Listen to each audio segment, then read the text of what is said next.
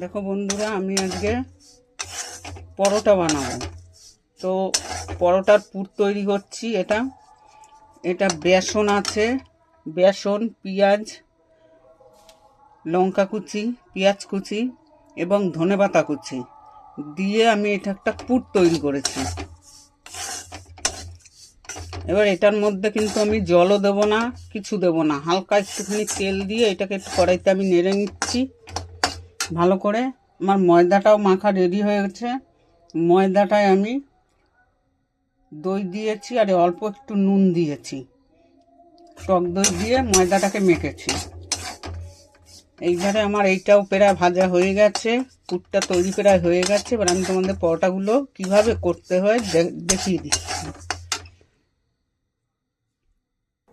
তো চলো বন্ধুরা, এবার আমরা পরোটাগুলো করা শুরু করি।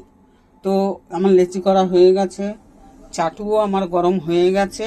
আমি কিন্তু ঘি দিয়ে করব। এই যে দেখতে পাচ্ছ ঘি, আমি কিন্তু ঘি দিয়ে করব।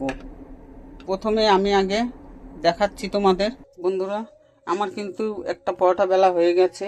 এইবার আমি এটা কি করব, একটু ঘি এটা মাখিয়ে নেব। একটু ঘি মাখিয়ে আমি পুরটা এর উপর দেব।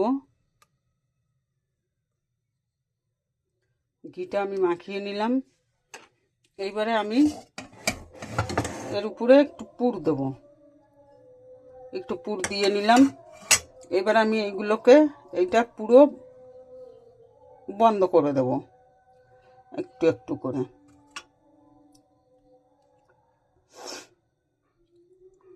পুরো বন্ধ করে দিলাম।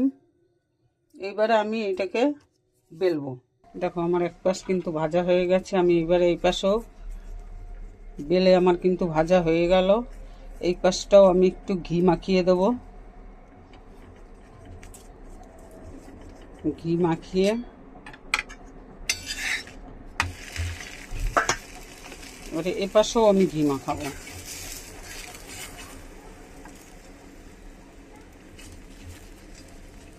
এটা কিন্তু খেতে খুব টেস্টি হয়।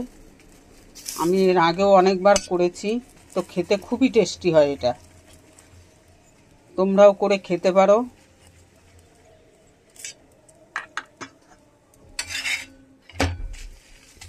বন্ধুরা দেখতে পাচ্ছ কি সুন্দর হয়েছে।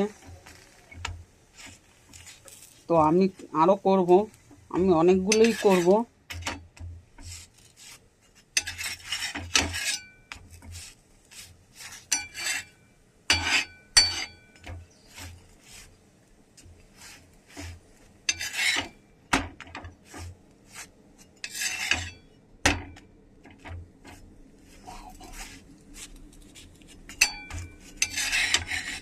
আমার কিন্তু এটা হয়ে গেছে,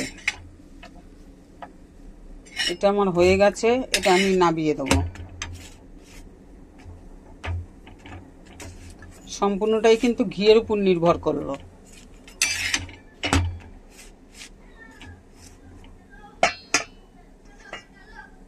দেখছো তোমরা। এবার আমি এটা নামিয়ে দিই। আমি এবার আর একটা করবো। আমার কিন্তু দেখো পরোটাগুলো ভাজা হয়ে গেছে। এই দেখো এক এক করে দেখাচ্ছি তোমাদের। এইটা এবারে সস দিয়ে খাওয়া হবে গরম গরম। তো সস দিয়ে খেলে খুব টেস্ট হয়, আরও ভালো লাগে। তো আমি এখন গরম গরম দেব। আমার কমপ্লিট হয়ে গেছে। তোমরা যে যে খাবে চলে এসো আমার বাড়িতে। আর ভিডিওটা দেখো, লাইক করো, কমেন্ট করো। টাটা।